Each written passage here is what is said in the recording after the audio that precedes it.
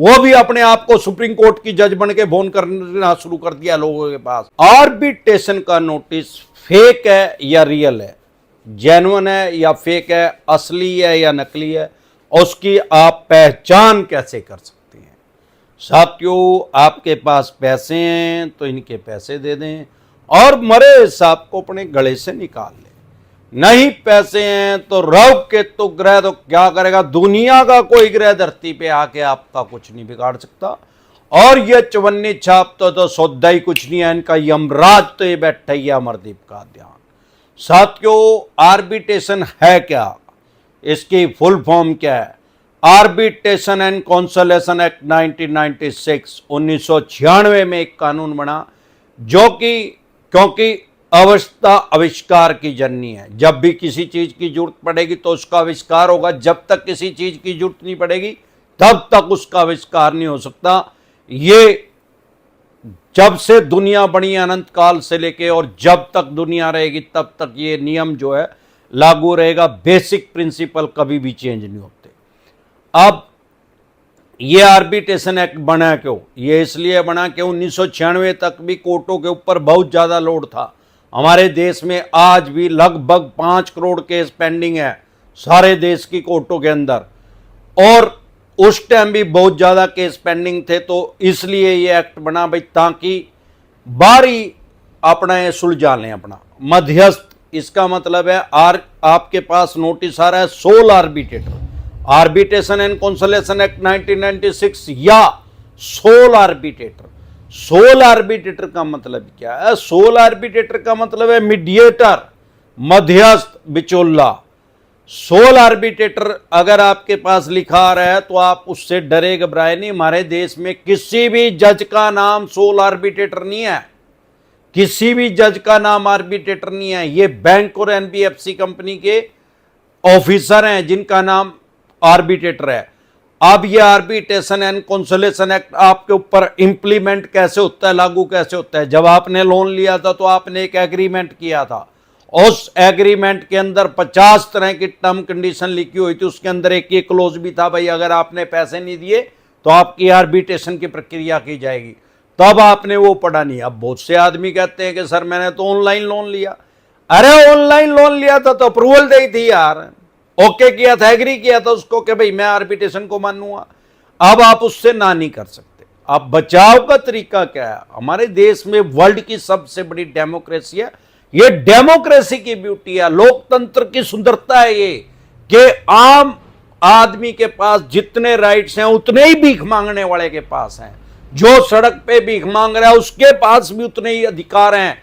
कानून ने उसको उतना ही अधिकार दिया और अमरदीप का अध्ययन को उतना दिया, आपको भी उतना दिया। और जितना बड़े पद पे है कोई आदमी, उसके पास भी कानून ने उतने ही राइट्स दिए हैं, उसको उतने ही अधिकार दिए हैं। उसके पास किसी बड़े पद पे होने से ऐसा नहीं है कि वो क्राइम कर सकता है, अपराध कर सकता है, उसके पास कुछ अलग से राइट्स आ जाएंगे। अब आर्बिट्रेशन एंड कॉन्सोलेशन एक्ट कब लागू करते हैं? जब भी आपकी ईएमआई डिफॉल्ट हो जाती है तुरंत प्रभाव से आर्बिट्रेशन लागू कर देते हैं। कोई जरूरी नहीं है कि 3 ईएमआई के बाद करेंगे या 5 के या 2 के, क्योंकि बेसिक बात समझे कि कोई जज तो है नहीं कि जज साहब के पास जाना पड़ेगा।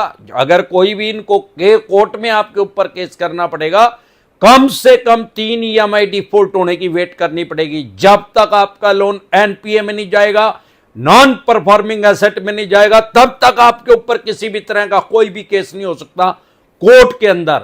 लेकिन क्योंकि ये कोर्ट का नाम नहीं है, आर्बिट्रेटर जज का नाम नहीं है, ये बैंक एनबीएफसी कंपनी के ऑफिसर हैं, तो ये आर्बिट्रेशन की प्रक्रिया को कभी भी स्टार्ट कर सकते हैं। इसमें कोई गाइडलाइंस नहीं है, कोई बाउंडेशन नहीं है, इनकी मर्जी है कब करेंगे।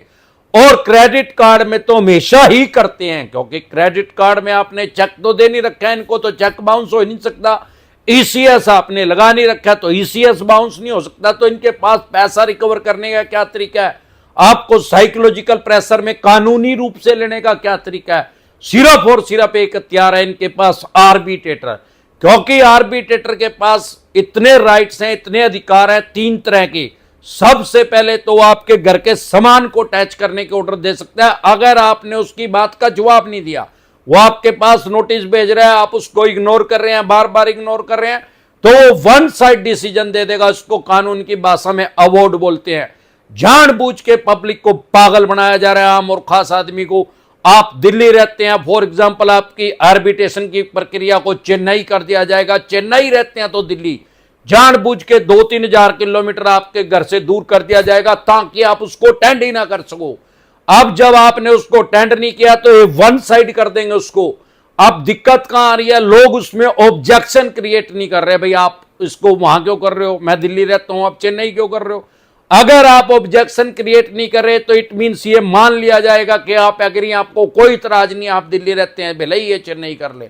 यही कारण है कि पब्लिक जो है, आम आदमी जो है, वो अवेयर नहीं है, जागरूक नहीं है। जो अमरदीप कादियान के साथ जुड़ गया उसको तो बैंकिंग का ए से लेके जेड तक पता लग गया है। जब से हमारे देश में बैंकिंग का जन्म हुआ है 1841 से सबसे पहला बैंक बना जिसका नाम था बैंक ऑफ मद्रास। ब्रिटिश काल में, जैसे कि नाम से ही पता लग रहा है, मद्रास के अंदर होगा, लेकिन आज की डेट में इसको चेन्नई बोलते हैं। पहले इसका नाम मद्रास था, अभी इसको चेंज करके चेन्नई कर दिया गया है। तो सबसे पहला बैंक हमारे देश में 1841 में बना जिसका नाम था बैंक ऑफ मद्रास। बाद में इसका नाम चेंज करके रख दिया गया इंपीरियल बैंक ऑफ इंडिया, और आज की डेट में भी यह बैंक हमारे देश में काम कर रहा है एसबीआई के नाम से, स्टेट बैंक ऑफ इंडिया के नाम से। हमारे देश में 183 साल हो गए हैं बैंकिंग होते हुए। जो भी उसमें अमेंडमेंट हुए हैं, बदलाव हुए हैं आज तक, वो सभी अमरदीप कादियान के माइंड में सेव हैं, यानी खोपड़े के अंदर। मेरा साला इसको खोपड़ा कहता है। इस खोपड़े के अंदर सब सेव, और जब तक हरिद्वार जाऊंगा तब तक जो भी अमेंडमेंट होंगे, जो भी बदलाव होंगे इस कानून में, लोन से रिलेटेड जो भी अमेंडमेंट हो गए, वो सभी खोपड़े के अंदर सेव करके आम और खास आदमी को बताता और समझाता रहूंगा। जो भी हमारे साथ यूट्यूब पे जुड़ता है या अन्य किसी भी ऐप पे जुड़ता है, हमारी 3000 से भी ज्यादा वीडियो डल चुकी हैं लोन से रिलेटेड। डिसेंट एडवाइस चैनल हमारा यूट्यूब पे, अगर उसको वीडियो को कोई 5वीं क्लास का बच्चा, 5th स्टैंडर्ड का बच्चा भी देखेगा, उसको भी लोन से रिलेटेड जो भी लॉ है, जो भी कानून है, उसको समझ में आ जाएगा, क्योंकि हमने उसको इतना आसान बना दिया है, आम और खास आदमी के समझ में आ जाता है। अब सवाल यह आता है कि भाई ये एक तो आपके घर का सामान अटैच करने के ऑर्डर दे सकता है, जो भी आपकी मूवेबल प्रॉपर्टी है उसको अटैच करने के ऑर्डर दे सकता है। अगर आपने इसका ऑब्जेक्शन क्रिएट नहीं किया, ऑब्जेक्शन अपने एडवोकेट से एक्सपर्ट एडवाइस लेके उसको क्रिएट करना है। ये नहीं है कि खुद से ही अपने डॉक्टर बन जाओ, नीम हकीम खतरा है जहां। अगर आपने खुद से ही उसको लेटर लिख दिया तो वो कानूनी बात कर रहा है, वो कानूनी रूप से आपकी आर्बिट्रेशन कर रहा है, इनलीगल नहीं कर रहा है वो। अगर आपने कोई वैसे ही लिख दिया, कुछ भी मनगढ़ंत कहानी उसको जवाब दे दिया, तो वो उसके दावे में नहीं आएगा। जब तक उसको लॉफुल तरीके से, कानूनी रूप से उसका जवाब नहीं दिया जाएगा, वो नहीं रुकेगा। अगर आपने उसके पॉइंट पकड़ के और उसको जवाब दे दिया तो वो आर्बिट्रेशन की प्रक्रिया को नहीं कर पाएगा। अगर फिर भी कर दी तो वो अनलॉफुल है, गैर कानूनी है। अब इसके पास राइट्स क्या क्या क्या है, आपका बेड, सोफा, डाइनिंग टेबल, आपका गैस सिलेंडर, चूल्हा, फ्रिज, एसी, वॉशिंग मशीन, ये अटैच करने के ऑर्डर दे सकता है। जो भी आपकी चल संपत्ति है, उसके अलावा आपके व्हीकल को अटैच करने के ऑर्डर दे सकता है। Scooter, motorcycle, car, jeep, truck, बस, अगर कोई भी व्हीकल आपके पास है। लेकिन उसमें एक क्लोज है, अगर वो व्हीकल पहले ऑलरेडी लोन पे है तो उसको अटैच नहीं किया जा सकता, क्योंकि ओनरशिप जो है, मालिकाना जो है, उस बैंक या एनबीएफसी कंपनी के पास है जिससे आपने वो व्हीकल लोन पे लिया है। इसके अलावा आपकी सैलरी को 50% तक काटने के ऑर्डर दे सकता है, चाहे आप गवर्नमेंट है, जॉब पे हैं या प्राइवेट पे। आपका एम्प्लॉयर को ऑर्डर दे सकता है कि इस आदमी की 50% तक सैलरी काट के उस बैंक या एनबीएफसी कंपनी को दिया जाए जहां से आपकी आर्बिट्रेशन की प्रक्रिया हुई है। आपका एम्प्लॉयर को उसको मानना पड़ेगा, वो उसको मानेगा। क्यों? क्योंकि लॉ है, कानून है।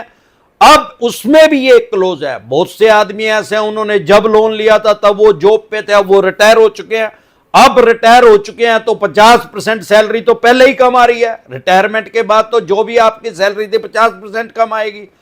अब जब वो पहले ही 50% कम आ रही है और आर्बिट्रेशन ने अवार्ड पास कर दिया, आपके एम्प्लॉयर को ऑर्डर दे दिया भाई इसकी 50% सैलरी डिडक्ट करके काट के हमारे बैंक या एनबीएफसी कंपनी को दी जाए, तो वो नहीं काट सकते क्योंकि वो पहले ही 50% है। अगर आप सैलरीड है और अभी आप रिटायर नहीं हुए हैं तो आपकी 50% सैलरी कट सकती है।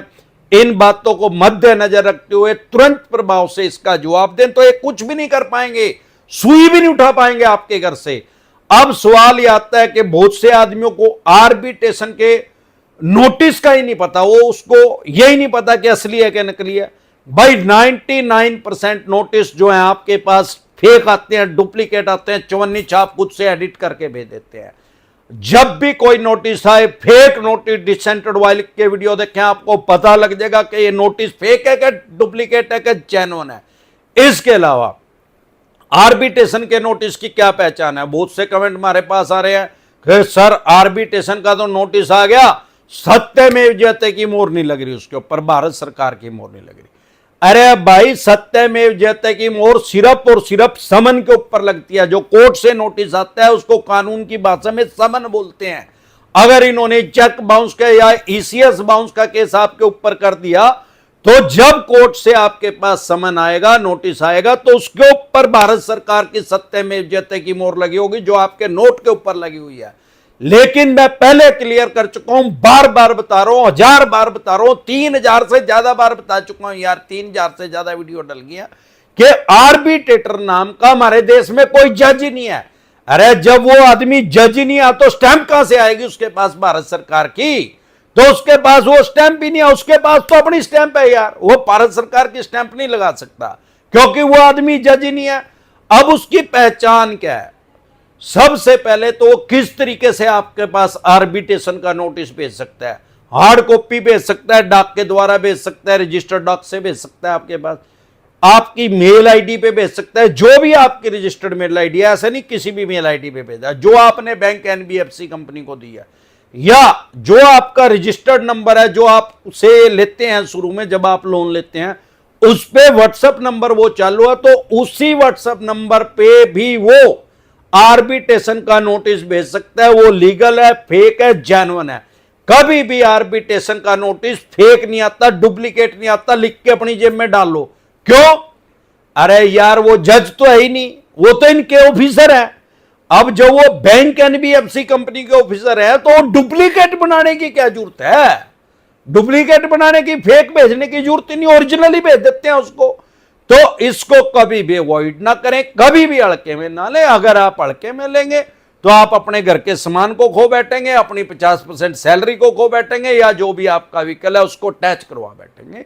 डरे घबराए नहीं, आप अपने एडवोकेट से एक्सपर्ट एडवाइस लेकर उसको ब्रेक करें, रोकें, ऑब्जेक्शन क्रिएट करें, तब वो आपका घर से सुई भी नहीं उठा पाएगा, ना ही आर्बिट्रेशन आपकी हो पाएगी, क्योंकि वो उसका जवाब नहीं दे पाएगा। अगर आपने जो पॉइंट उससे पूछे हैं बिंदुवार उससे जवाब लें कि भाई ऐसे कैसे आप हमारी आर्बिट्रेशन की प्रक्रिया कर रहे हो, आप तो, हम दिल्ली बैठे हैं, आप चेन्नई हो, हम चेन्नई लोन लेने दे गए थे क्या भाई साहब? दिल्ली लिया था, और चेन्नई रहते हैं तो दिल्ली कर रहे हैं, कलकत्ता रहते हैं तो श्रीनगर कर रहे हैं, श्रीनगर रहते हैं तो जयपुर कर रहे हैं। अरे यार, एक उत्तर दिशा है, एक दक्षिण दिशा है, एक इस कोने में है देश के, एक उस कोने में है। बेवकूफ बनाने की, पागल बनाने की स्कीम है इनकी।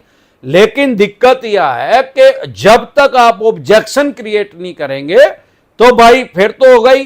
अरे ये जो भी आज 40-50 साल का आदमी है उसके यहां पे इंजेक्शन लगा हुआ है, किस चीज का? पोलियो का। अब तो नहीं पोलियो का इंजेक्शन लगता, क्यों? अरे पोलियो है ही नहीं यार, सरकार ने खत्म कर दिया, दवाई पिला दी। हमारी उम्र के जो भी आदमी है, औरत है, उनमें बहुत से आदमियों को पोलियो है, बहुत से औरतों को पोलियो है। आज किसी को पोलियो देखिए है कि आज कोई 5 साल का बच्चा दिखा मेरे को सारे देश के अंदर जिसको पोलियो? क्यों नहीं है? क्योंकि उसकी मेडिसिन आ चुकी है, वो पहले ही उसको पिला रहे हैं। Prevention better than cure. इसीलिए जैसे आर्बिट्रेशन करेंगे, अरे उसका जवाब दे दे यार, पोलियो की दवाई पिला दे उसको, तो फिर घंटे का आर्बिट्रेशन करेंगे। दिक्कत कहां है? जब तक आप अपने राइट्स नहीं जानेंगे, अधिकार नहीं जानेंगे, तो आपको ऐसे ही दबाया और कुचला जाएगा। हमारे देश में वर्ल्ड की सबसे बड़ी डेमोक्रेसी है, दुनिया का सबसे बड़ा लोकतंत्र है।